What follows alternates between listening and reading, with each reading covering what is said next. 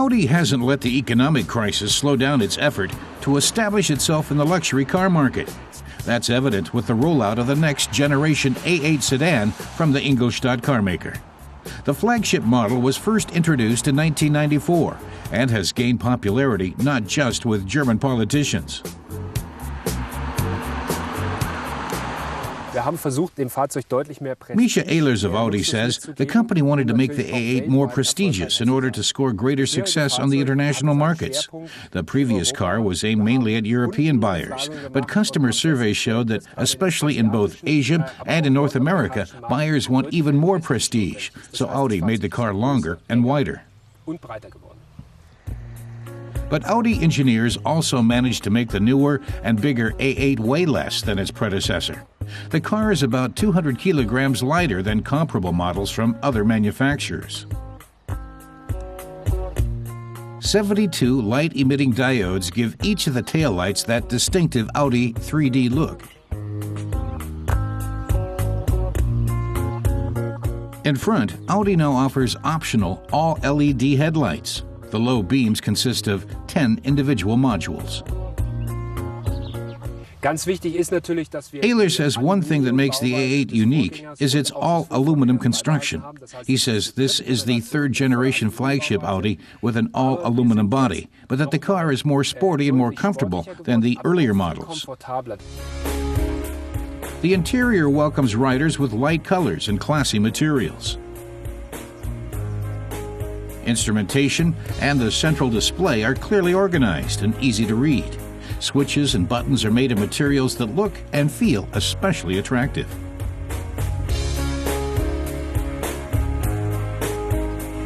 VIPs who ride in the back seat will appreciate the window shades that can be raised at the press of a button to keep out the sun or prying eyes. The integrated navigation system features a clever technical innovation. It has a finger-sensitive touchpad. Ehlers explains how he goes to the address function to enter the name of a city.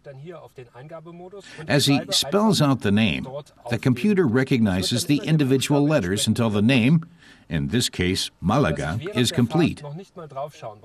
And Ehlers notes that the system even recognizes sloppily written letters and also works with Cyrillic and even Chinese characters. The engine starts with a press of a button. For our test, we chose the powerful turbo diesel with 250 horsepower. It lets the big car leap from 0 to 100 kilometers an hour in just 6.6 seconds. At 250 kilometers an hour, the engine electronics quietly says, enough. The new engine displaces 3 liters and is lighter and more efficient than the engine it replaces. On average, it needs 6.6 liters to go 100 kilometers. When the car hits showrooms at the end of March, it will initially only be available with the 2 highest performing engines, up to 373 horsepower. A8s with the diesel we tested will come a little later and will start at 72,200 euros.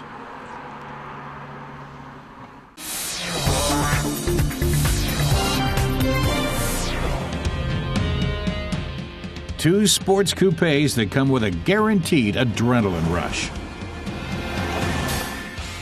The new Porsche 911 Carrera S and the Nissan 370Z. Our test driver is Sven, a sports car enthusiast with a license to race.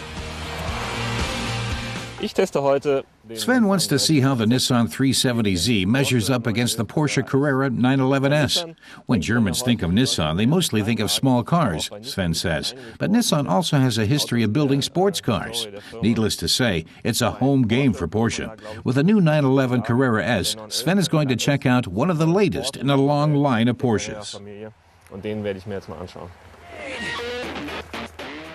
This version of the Carrera S is fitted with an optional Porsche dual-clutch transmission and ceramic brakes. These add another 11,500 euros to the starting price of almost 97,700 euros. The Porsche specs are impressive. The new 911 zips from 0 to 100 in just 4.5 seconds and reaches a top speed of 300 kilometers an hour. Sven says in standard mode, without even having activated the sport mode, the car feels solid. The engine runs smoothly and lets you sense its power, with a bit of a drone. But it all still feels quite cultivated to Sven. He feels the 385 horsepower, but not in an obtrusive way. To release some more of that power, all you have to do is press the Sports Plus mode. And there's a very noticeable difference, says Sven. The throttle is far more responsive. Even in pseudo-automatic drive mode, the car feels very sporty. The revs climb high, and the gear changes come very late. It's exactly what Sven expects from a sports car. Sehr, sehr sportlich an, weil hochdreht und erst ganz spät hochschaltet. So wie man sich das von einem Sportwagen erwartet. But you can also drive the Porsche as a manual, of course. The driver changes gears with the paddle shifters on the steering wheel. But Sven says the paddle shifters take some getting used to. He can downshift and upshift with paddles on both sides of the steering wheel, which he says leaves him a little unsure at times what he's about to do.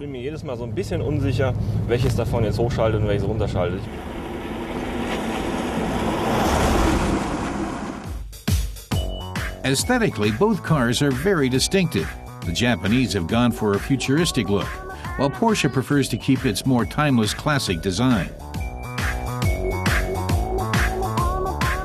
The Porsche's yellow ceramic brakes stand out behind the 19-inch wheels, which come as standard with the Carrera S. On the Nissan, the 19-inch wheels are optional.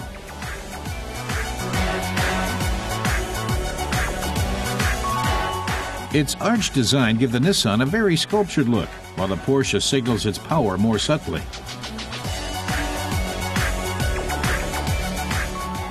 So, let the German-Japanese Winter Games begin. Which sports coupe will win the day? Both are elegant and sporty with their long hoods and sloped snouts. While the rear of the Porsche stays low to the ground, the Nissan's tail is higher and more chunky.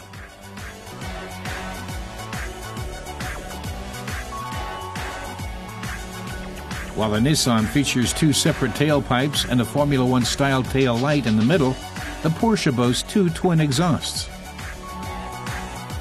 The 911's rear spoiler only shows itself when needed. The cockpit of the Carrera S is ergonomic and functional. The instruments display all the important information with an easy view of the driver. But registering it all takes some practice.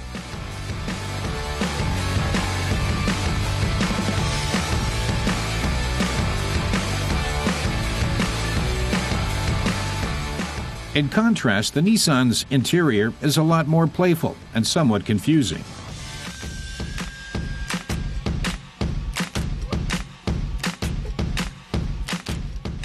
Three additional instruments are situated above the integrated navigation system.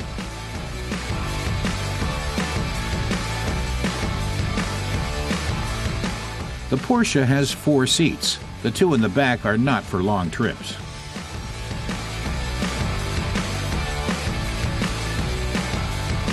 The 370Z has just 2 seats, but this leaves more room for luggage.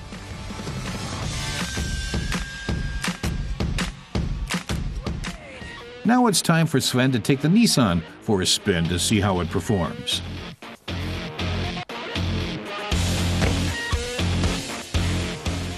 With its 3.7-liter V6, the engine of the 370Z is just a little bit smaller, but the difference in performance is quite substantial.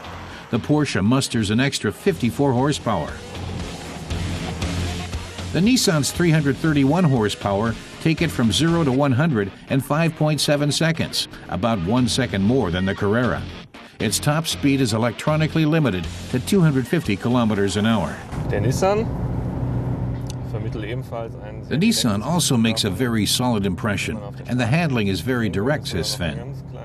The steering is perhaps even a little bit more responsive than the Porsche. The gear change is also semi-automatic, and it also has a dual clutch.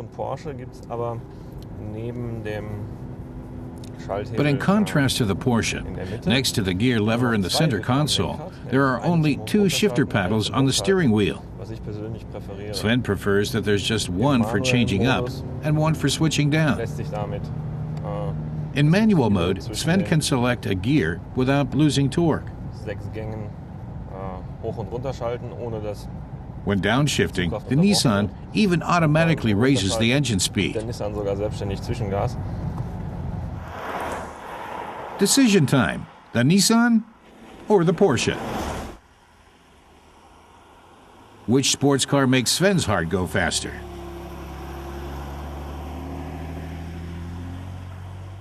Jetzt bin ich beide Autos gefahren. Now that he's driven both cars, Sven first turns to the Nissan, which is a very sporty car indeed, Sven says.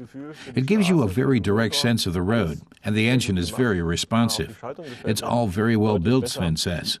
He prefers the Nissan's gear shift because it has two simple gear paddles arranged just the way he expects it. The interior finish feels a bit less luxurious, but Sven thinks that's exactly explained by the significantly lower price. The Porsche, on the other hand, is a lot more powerful. It has more horsepower, and Sven feels that the Porsche has a more sophisticated suspension. The Porsche asserts itself with a bit more style and class, which is why for Sven, it's the clear winner. But even if the Porsche is the one Sven would rather take home, the Nissan still has one big undeniable advantage, and that's the price.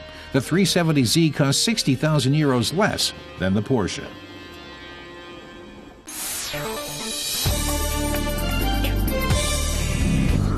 One of the most important pieces of equipment on an automobile are the headlights, but most car makers don't say much about them. Buyers usually have a choice between conventional halogen headlights and the new, more expensive xenon lights. But are xenon lights worth the added price? To find out, the ADAC German Auto Club compared halogen and xenon lights on 5 vehicles made by VW, Skoda, Opel, Nissan, and Mercedes. Test manager Martin Rudorfer says that because less powerful headlights are a strain on the eyes, they make drivers tired more easily. That means bright xenon lights can be a real advantage on long night drives. Simple halogen reflector systems aren't as good as xenon projectors, which optically bundle the light to achieve better distribution.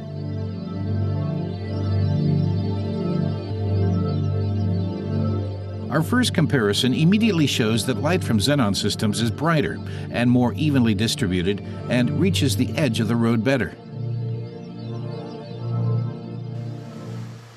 Rain and fog can further limit light scatter, so the testers use this screen to see how the two systems perform in poor weather conditions. For the road test, we started with halogen lights. The test driver says he immediately notices the uneven distribution of light on the road. It's patchy, and he can't see far enough ahead to see if there is anything blocking his path. He says angles on bends are not as well lit up, and the opposite lane remains pretty much entirely in the dark.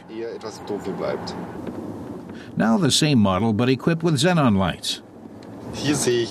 Here, Arno Timel says he can see very well because the light is even and extends a long way into the distance. Road signs are easy to recognize, and he can spot turnoffs earlier. Illumination on the left side is also very good, he says. He never has the feeling of driving into complete darkness.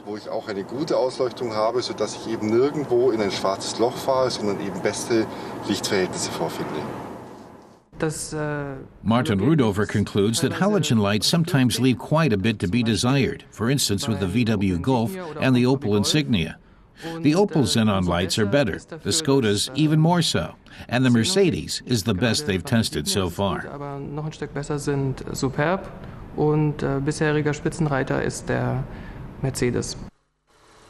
Lights that adjust for curves bring an added measure of safety. These lights actually change where they're pointed when the steering wheel is turned, to show the driver where he's going. Unfortunately, these systems are almost always available only with xenon lights. The bottom line for Martin Rudorfer is that in all the cars he tested, the high outlay for xenon lights would be worth it. The Nissan was the only vehicle where there was little difference between the good halogen lights and the slightly better xenon. Nicht unbedingt jetzt so rentabel ist.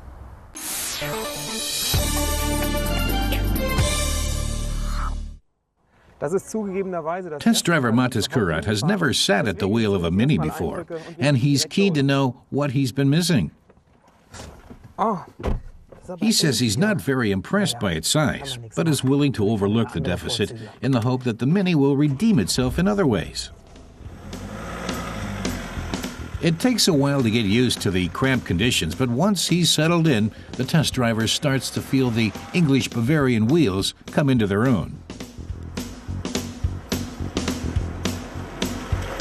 A lot of people have compared driving a Mini to steering a go-kart, and although the test car doesn't have a great big roaring engine, Mata says he's definitely enjoying the ride.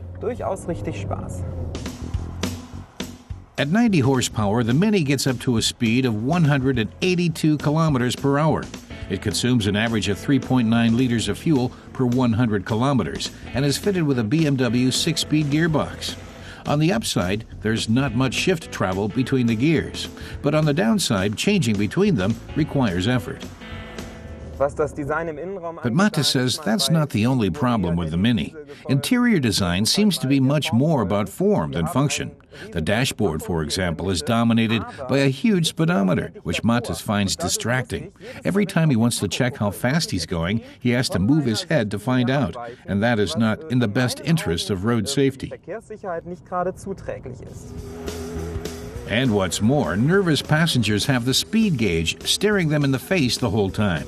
Not ideal if the driver and passenger have a different view of the optimal cruising speed. But apart from the irritating speedometer, most of the Mini's controls are easy to work with, and given the small amount of usable space available, all the buttons and levers are all within easy reach of the driver.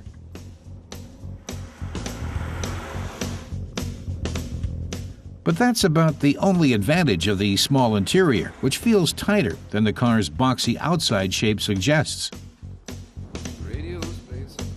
As a retro touch and throwback to the original Mini, the car's shoulder line rises minimally. Seen from the front, with its big round headlamps and mouth-like radiator grille, the car seems to have a face. The hood and the wings are one piece.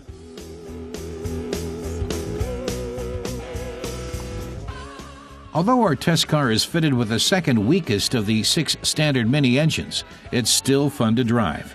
By the time you've managed to contort yourself into the car, you won't really want to get back out again.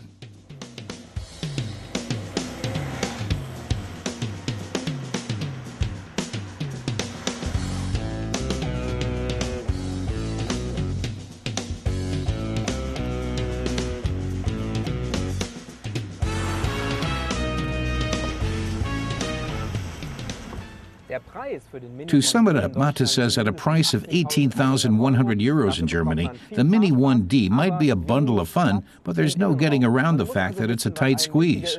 Ultimately, it's all about priorities, great comfort or a great time.